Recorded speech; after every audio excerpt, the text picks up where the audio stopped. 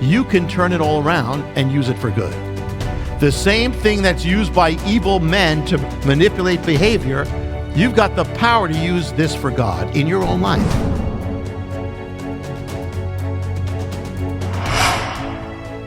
The thing is, the enemy has tried to, the same way he tries to take the carrot and use it to get you to do things that are wrong and bad for you, he tries to take the stick and use it with the things of God and make it feel that, hey, there's nothing there for you. But the things of God always lead to joy. Always. The key is to link them back to joy in your life. Look down ahead. How am I going to feel if I become a real person of God's presence? How am I going to feel? What will happen if I spend more time with God? Think about the blessings that'll come in your life. Picture yourself filled with the presence of God, the joy of the Lord, the blessings of that. What will happen if you get deeper in God? You put off the old, put on the new, more the new. Think of all the joys and blessings you're going to have. When you give, God says, he promises he's going to bless you if you give. So instead of focusing on what you're giving, look at the end of that. Focus on God is going to bless. I don't know what the blessing is, but he's going to bless me. And that's not a bad thing to do. It's a good thing to do because you're going to be a giving person. When you think of prayer, don't just think of what you have to do. I got to put in my time with God. Think of the fact that you're going to be able to dwell in the presence of the heavenly places. You're going to dwell in the glory of God. Feel that pleasure. Think of it. It's good. It's healthy. Dream of it. Think of it. Wow, I can be in God's presence. You're going to rush into God's presence if you get that in your heart. In the presence of the Lord is what? Fullness of joy. What else? Pleasures forevermore. Feel the pleasure. Delight in the Lord. The delight of the awesomeness. I'm going to be with the King today. I'm going to be in the heavenly places today. You won't be able to avoid it if that's in your heart. When you think about reading the Word, don't think about just reading the Word. I got to read this. I got to read this many verses. Think of the awesomeness. I'm going to be able to open up the oracles of the Lord, the living God.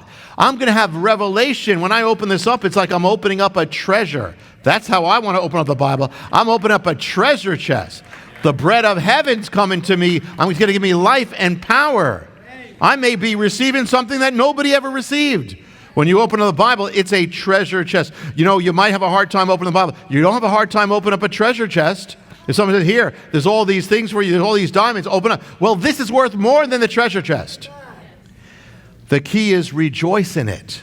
It brings joy. Bring joy into it. You won't be able to keep it closed.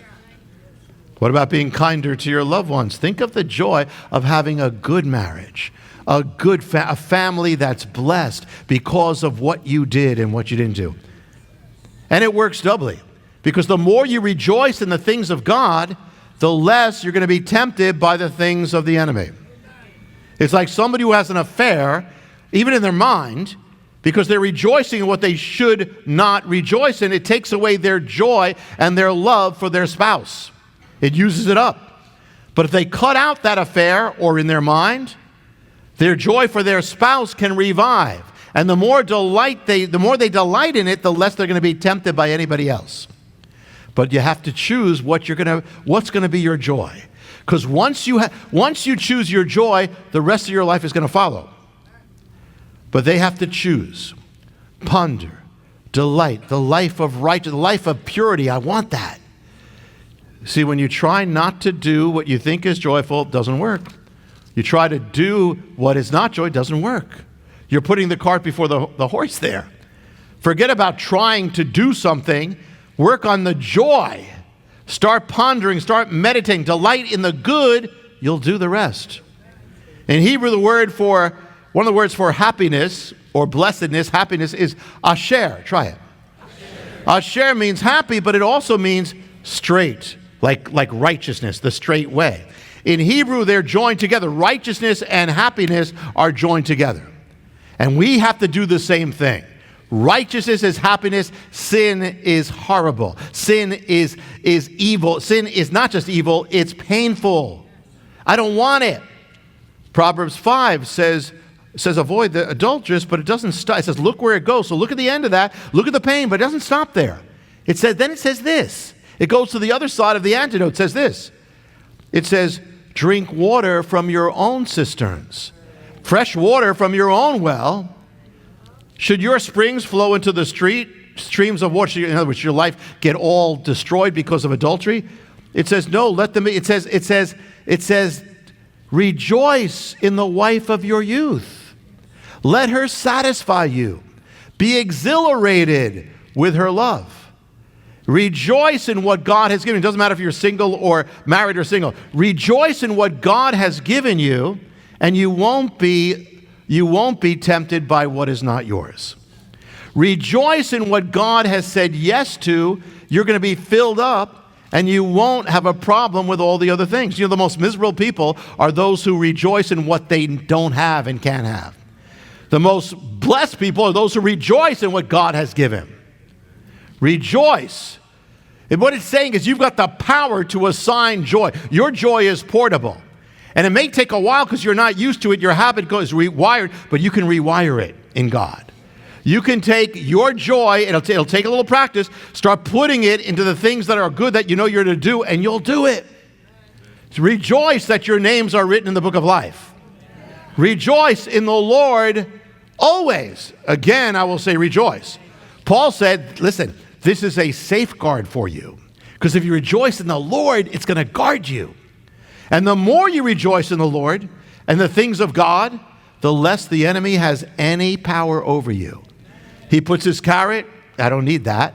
He puts his stick, I'm not afraid of that. Keep yourself filled, drink water from your own well, what God has blessed you with, and you're going to be happy. Because you don't serve joy, but make joy your servant. The servant of God's purposes. This is such a powerful, it's practical and it's spiritual, it's what God says. That's what, God wants you to have joy. But the only way you're going to have it is doing it his way. That's why he told his people, he gave them holidays, he gave them festivals. Why? So they can have joy. He didn't give them funerals, he gave them festivals. And now, back to the beginning, as we bring this home, back to the beginning, that scripture, to make Jerusalem, if I make Jerusalem my chief joy. You know, food could be a joy to you. A person you're in love with could be a joy to you, but a city? I mean, it's not the natural way. You have to choose that. You can even assign your joy to a city. Your joy is totally portable. You've got the power to do that. To bring it into whatever's good, whatever's right, whatever's true, my joy is going to be there. Think about it. What did Messiah tell you to do? When somebody persecutes you, when you're being persecuted, what do? It says, rejoice and leap for joy. Now, that is not what you naturally would do when somebody's persecuting you. But you're choosing to do it. You're choosing to say, someone persecuted me, I have joy. Why? Not because I'm looking at what they did. I'm looking through it. I'm looking beyond. I'm looking at the reward I have. I'm looking at the fact that I'm honored to be with Messiah. I'm looking at the fact that I'm in the company of the prophet. So I'm going to rejoice at the high honor.